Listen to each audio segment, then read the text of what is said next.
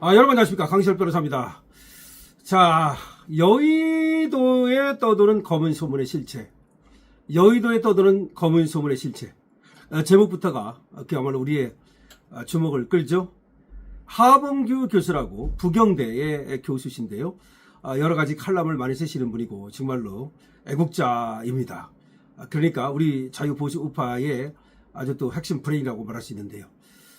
이분이 쓴 하범규 칼럼 트루스데일리에 실렸는데요. 여의도에 떠도는 검은 소문의 실체. 이거에 대해서 여러분 과연 여의도에는 어떤 검은 소문이 떠돌고 있는지, 선거에 대한 것입니다. 그리고 부정선거 관련된 그런 여러 가지 의혹과 의문들인데요.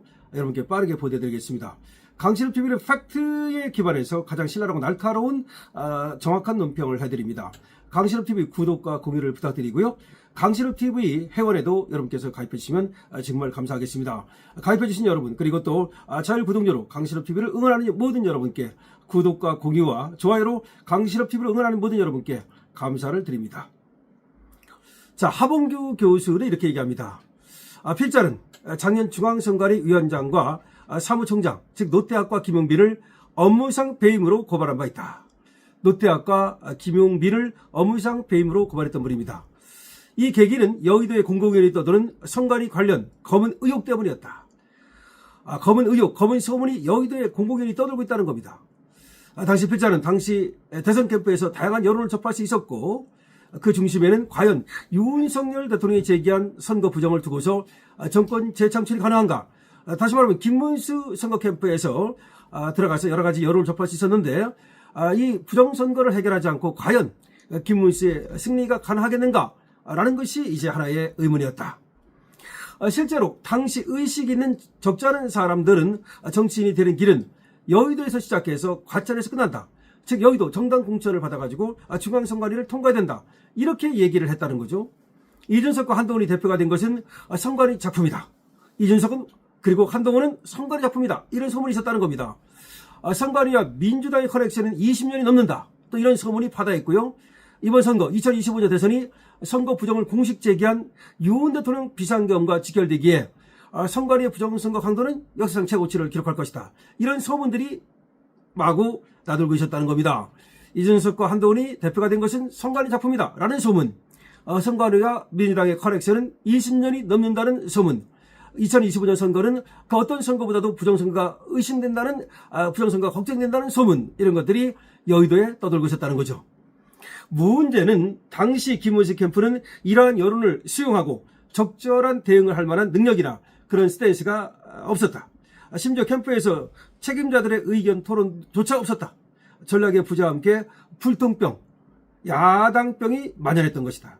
그리고 이런 것들을 갖다가 대비하고 이런 것들에 대해서 토론하고 전략을 세워야 되는데 그런 것들이 하나도 이루어지지 않았다는 겁니다. 자, 스포츠와 전쟁, 선거와 전쟁, 이것들은 되게 유사한 성격을 갖는데 승자 독식이라는 점이다.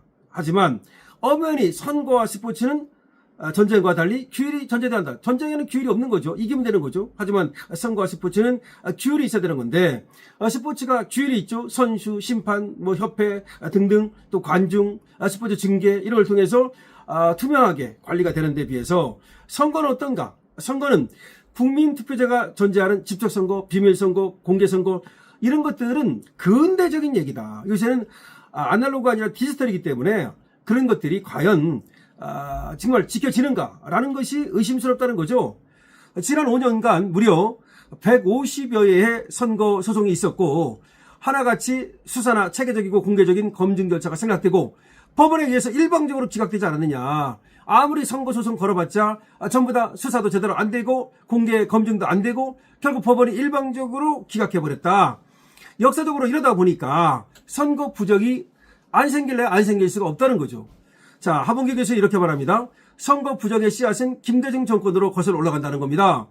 김대중은 재임 중에 대북송금, 서해교전, 그리고 방첩사 해체, 한일어업협정 등 각종 불법과 의법으로 정치 보복을 피하기 위해서 정권 재창출하려고 결사적이었다는 겁니다.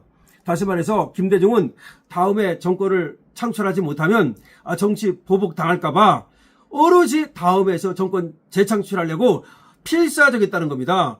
그리고 바로 그 최후의 보루가 전자개표제 도입. 김대중 때 전자개표제가 도입되잖아요. 김대중이 지금 이 하범규 교수의 말입니다.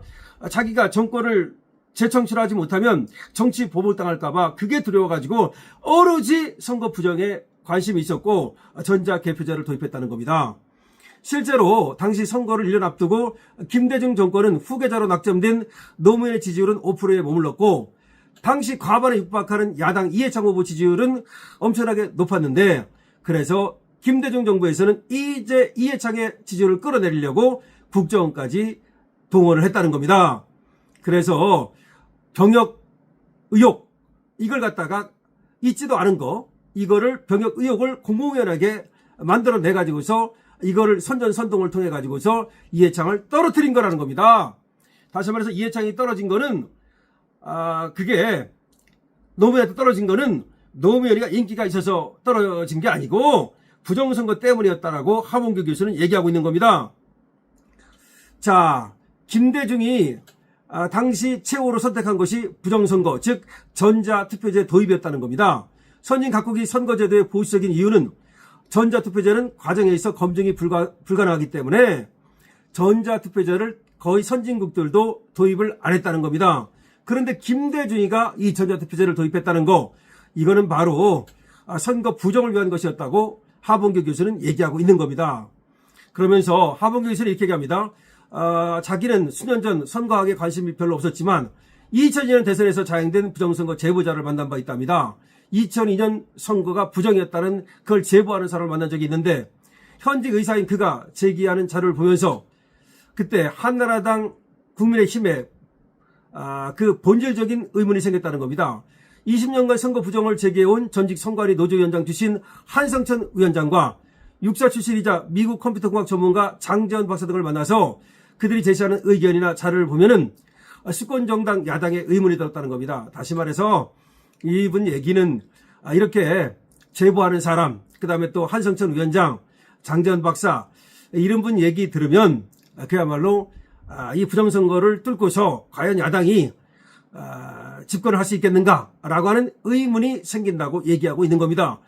글쎄요, 이분 말을 뭐 그대로 100% 믿을 수 있는지 그거는 또 일단은 하나 여백으로 남겨둡니다.